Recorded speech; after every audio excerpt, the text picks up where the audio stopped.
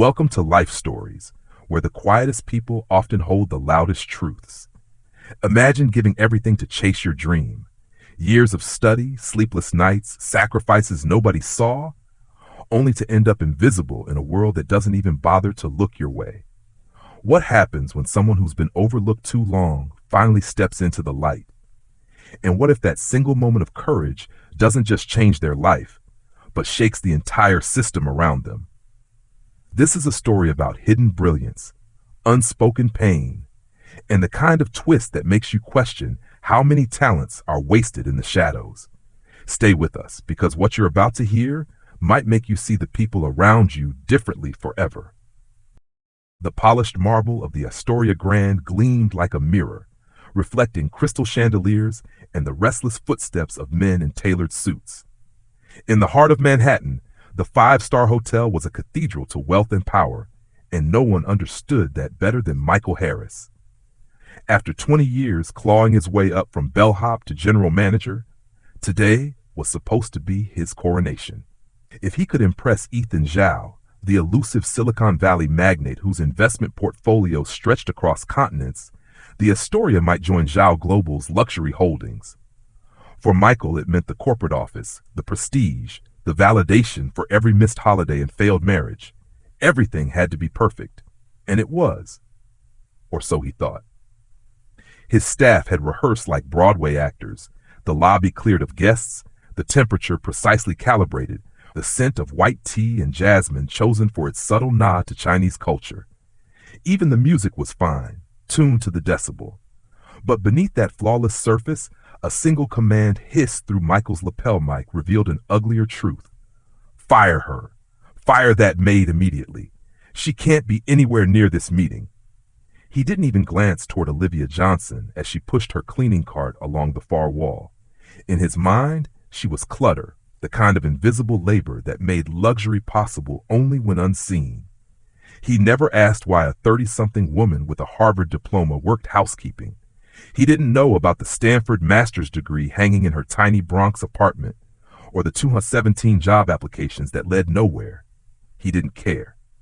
The black SUVs glided to a stop outside, and the air inside the Astoria shifted, charged, like a storm about to break. Ethan Zhao stepped through the glass doors, his red silk tie a flash of controlled power, his entourage in seamless formation. He began speaking rapid Mandarin before Michael's hand even reached out to greet him. The smile froze on Michael's face as panic coiled in his gut. His translation app butchered Zhao's words so badly that one associate winced. Another smothered a laugh. Sweat bloomed under Michael's perfectly pressed collar. A billionaire who could buy and sell entire city blocks was speaking a language no one on his team understood. Olivia heard everything. The tones of Zhao's dialect, the subtle edge in his questions about zoning and tax laws, the growing impatience he didn't bother to hide. She'd studied those very regulations during her thesis in Beijing, devoured Mandarin news about shifting U.S.-China trade policies while eating canned soup on her break. As Michael's pitch unraveled in the conference room, she moved silently outside the door, dusting the same section of crown molding while listening to his career collapse in real time. Every mistranslation was a blade, every missed opportunity, a drumbeat in her chest. 4 years of pushing that cart had taught her to disappear. Guests saw only the uniform, not the mind inside it. The last time she'd offered to help translate for a Japanese tour group at another hotel, her manager had scolded her. Stay in your lane. Makes people uncomfortable when the help knows too much. Since then she'd obeyed, swallowing her pride along with her past. But now, watching Michael beg for 5 more minutes while Zhao checked his watch and muttered about wasted time, Olivia felt something inside her splinter. She had nothing to lose but her invisibility. When she stepped through the doorway, the room stopped breathing. Michael barked, "Not now," with a dismissive flick of his hand, but she didn't even look at him. Her eyes met Zhao's, and in flawless Mandarin she spoke. "Respected Mr. Zhao, I couldn't help but overhear your questions about the recent amendments to foreign investment regulations. May I assist with translation?" The billionaire's eyebrow lifted. His next words came fast, sharp, laced with technical jargon designed to trip her up. Olivia didn't blink. She answered with citations to municipal codes, compared them to Shanghai's vertical zoning policies, even noted cultural design elements the Astoria lacked for Chinese luxury travelers. As she spoke, Zhao's associates began taking notes. Michael's team gawked like tourists at a magic trick. The maid was saving the meeting they had spent weeks choreographing, but Zhao wasn't smiling out of charity. He was testing, probing deeper. How does someone like you, he asked in Mandarin, gesturing at her uniform, end up here? The question hung between them, an indictment of an economy that hides brilliance behind aprons. Olivia's answer was quiet, steady. Sometimes life takes unexpected turns, but perhaps today that unusual path can benefit everyone in this room. By the time she finished explaining her research on cross-cultural hospitality, Michael understood what Zhao had seen in 5 minutes that he had missed in 4 years. His voice cracked when he admitted to the room that she worked in housekeeping. Zhao's expression hardened, not at Olivia, but at the waist. In my companies, we have programs to make sure talent like hers is never overlooked, he said through his interpreter, though the Mandarin needed no translation. What does it say about your leadership that she cleans your rooms instead of shaping your future? A month later, Olivia would walk this same marble floor in a tailored suit, not a polyester uniform. She would run a program called Hidden Talents and open doors for dozens of employees whose gifts had been gathering dust. But in that moment, standing under the cold scrutiny of wealth and power, she felt only the tremor of risk. If she failed, she'd be fired by sundown. If she succeeded, nothing would ever be the same. Have you ever felt invisible even when you had so much to offer? What hidden potential might be waiting to be seen in the people around you? As Zhao's hand hovered over his briefcase and Olivia's voice cut through years of silence, no one in that glass-walled room could have predicted what he would say next, and how it would change everything. Ethan Zhao's gaze lingered on Olivia longer than anyone expected, a sharp mind measuring a variable no one else had calculated. His Mandarin questions came like arrows, probing tax codes, cultural market expectations, even her opinion on why so many Western hotels misunderstood Chinese clientele. Each time, Olivia answered without falter, her voice steady though her heart pounded. The room, once filled with stifled laughter at Michael's floundering, had turned reverently silent. But beneath Olivia's composure, something darker stirred. For years she'd swallowed her pride to survive. Now every word was a gamble. If she overstepped, she could be punished for insolence. If she held back, she'd vanish again into a gray uniform and forgotten talent. Her mind kept flashing to the past, rejection letters citing overqualified, interviews where she watched less experienced candidates get offers while she got polite smiles. She had learned the painful truth that the American dream didn't come with a guarantee, especially not for a black woman with foreign expertise. Now, she sat at the center of the Astoria's most important meeting in decades, and Michael's eyes were drilling into her, part astonished, part furious. When Zhao asked her what changes the hotel should make to attract Chinese business travelers, she hesitated. She could simply translate Michael's prepared pitch and retreat safely into invisibility. Or she could tell the truth, that their approach was outdated and tone-deaf. A war raged in her chest. Loyalty to a company that had ignored her versus honesty to a man who might walk away without it. She chose the latter. Speaking calmly in Mandarin, then translating for the Americans, Olivia laid out missing elements: proper tea service, multi-generational suites, seamless WeChat Pay integration. She described the importance of feng shui and design, even gesturing to the misaligned conference room layout. As she spoke, Zhao's expression shifted from polite interest to genuine respect. Michael's face tightened. When Zhao turned to him and asked through his interpreter why these adjustments had not already been considered, Michael stammered, "Our team hadn't received such detailed feedback before." Zhao looked back at Olivia. "And yet your own staff understood it all along," he said. His words landed like a blade.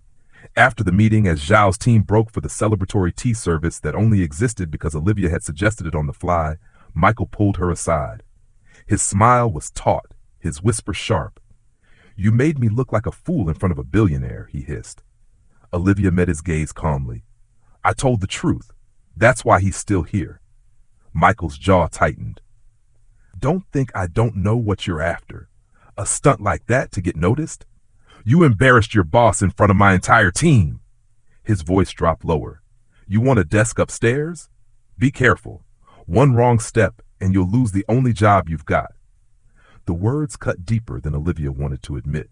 Even as Zhao's business card burned a hole in her pocket, she felt the old fear return. What if Michael found a way to retaliate? What if she had gambled everything and still ended up on the street? That night in her apartment, staring at the Harvard diploma, leaning against the wall because she'd never been able to afford framing it, Olivia's hands shook. She thought of her mother working 2 jobs to send her to school, of the professors in Beijing who told her she'd change the world. Yet here she was, living paycheck to paycheck, threatened by a man whose career she just saved. A message buzzed on her phone, a LinkedIn request from Zhao's chief of staff. The note attached was simple. He was impressed. Call us. Olivia's throat tightened. For the first time in years, she felt hope flicker, but it carried a new burden. If Zhao offered her a job, would she take it and leave the Astoria in disgrace, or stay and fight for a place in a system that had overlooked her until desperation forced her hand? The next morning, Michael summoned her to his office. The corporate director would be visiting in a week, he said, and there would be changes. His tone was smooth, but his eyes were cold. We'll talk about your future here soon, but remember, I can spin yesterday's meeting however I want. Don't give me a reason to rewrite history with you as the problem. Olivia walked out shaken but resolute. She was done hiding, but the cost of being seen was steeper than she'd imagined. As she passed the lobby, she noticed Zhao watching her from across the marble floor, a faint knowing smile on his face, as if he already suspected the battle she faced. What would you do in Olivia's place? Stay and fight for recognition in a flawed system? Or leave for a new chance, even if it means burning bridges? When the corporate director arrives and Michael makes his move, Olivia will face a choice that could shatter her heart or finally set her free. The week before the corporate director's visit unfolded like a storm behind glass. The Astoria Grand gleamed brighter than ever, but inside, tension crackled through every polished hallway. Michael wore his usual immaculate suit and thin smile, but whispers of the maid who saved the Zhao deal traveled faster than his attempts to suppress them. Olivia felt their stares as she pushed her cart each morning, the uniform growing heavier by the day. Some staff smiled at her with newfound respect. Others looked away, unsure how to reconcile what they thought they knew with what they'd seen. Inside, she carried a tangle of pride and dread. Zhao's team had called twice to ask about her future availability. She hadn't answered. Leaving meant freedom and validation, but it also meant abandoning the colleagues who'd become family in the shadows. Staying meant fighting for a place at a table that had ignored her, knowing Michael's promise to spin the story hung like a blade. On the day the director arrived, the conference room brimmed with nervous energy. Executives lined up their charts and talking points. Michael opened with a glossy presentation highlighting the Zhao success as evidence of his leadership. He didn't mention Olivia's name. Her stomach twisted, but she stayed silent near the back, holding a tray of tea as if she were invisible again. When the director asked what had secured Zhao's investment, Michael launched into a monologue about the hotel's vision for international clients, parroting phrases Olivia herself had offered in that fateful meeting. She felt the sting of erasure, familiar and fresh. Then the door opened. Ethan Zhao himself stepped in, unexpected and electric. Conversations halted mid-sentence. I was in the neighborhood, Zhao said casually, his Mandarin accent softened by years abroad. Thought I'd drop by and see how my newest investment is doing. Michael flushed and scrambled to greet him. The director beamed at the surprised guest. Zhao's eyes swept the room until they found Olivia. Miss Johnson, he said warmly, motioning her forward. I was just telling a colleague how your insights on cross-cultural hospitality have already influenced our other properties. The room shifted. Michael's mouth opened, but no words came. Zhao turned to the director. Did you know this woman saved your deal? I've rarely seen such a clear grasp of global strategy from someone on the ground. Frankly, you're lucky to have her. The director's brow lifted, and he asked Olivia to explain. Her hands trembled as she set down the tray. This was the moment, the risk she'd taken crashing into the chance she'd only dreamed of. She spoke carefully, describing the recommendations she'd made, the gap she'd seen between the hotel's assumptions and Zhao's expectations. She didn't attack Michael. She didn't need to. The truth was enough. When she finished, Zhao added softly, and all while working housekeeping. If my companies missed talent like hers, I'd call it negligence. The meeting ended differently than Michael had planned. By evening, the director asked Olivia to meet him privately. He offered her a position they'd created on the spot, Director of International Guest Relations. Her salary would more than triple. Her ideas would shape the Astoria's global strategy. It was everything she dreamed. And yet when she left the office that night, tears blurred the chandeliers overhead. Because victories like this were rare, and she knew there were still countless voices unheard, talents unseen, trapped in uniforms with no one to notice. Her promotion wasn't the end of that story. It was only a reminder of how far there still was to go. Michael avoided her for days, until the night she found him alone in the lobby staring at his own reflection in the glass doors. His voice was hoarse when he said, "You made me look weak." She replied gently, "No, I made you see. That's not weakness." He didn't answer, and she walked away, unsure if he'd ever forgive her or himself. But the hotel began to change. Zhao's praise carried weight. The hidden talents, initiative she proposed was approved. Surveys revealed dozens of employees with unused degrees and skills. Within months, promotions followed. Training programs blossomed. A bellman became the hotel's social media strategist. A line cook with a business degree moved into operations. The Astoria was no longer a place where brilliance hid behind laundry carts. On the day of her mother's visit, Olivia stood in her new office, sunlight spilling across the framed degrees now proudly displayed. Her mother touched the glass with reverent fingers, whispering, "I knew it wasn't for nothing." That night, as Olivia addressed the staff in a training session, she saw their faces, housekeepers, clerks, cooks, and felt a swell of something larger than triumph. It was belonging. It was being seen. She closed the session with words that echoed her own journey. Your worth isn't defined by your title or what people choose to see. It was there all along. Later, in the quiet of her apartment, Olivia sat with Zhao's black business card in her hand. She'd chosen to stay, but the offer still stood. Life was unpredictable. Maybe someday she'd leave, maybe not. But for the first time, the choice was hers. The invisible woman had stepped into the light, and she wasn't going back. The city hummed outside, alive with possibility. She thought of all the unseen people moving through it, waiting for their moment. Her story wouldn't fix everything, but it might inspire someone to look closer, to ask, who's being overlooked right here, right now? The Astoria Grand sparkled on, its marble floors polished by hands whose owners carried untold brilliance. Olivia's heels clicked across that same marble each morning, a sound no one ignored anymore. And every time she passed a colleague, she wondered if today was the day another hidden star would step forward. Maybe courage was contagious. Maybe that was the real investment Zhao had made. How did this story make you feel? And what part stayed with you the most? Comment 100 if you love this journey. Which country are you watching from? Share this story with your friends, and thank you for watching Life Stories.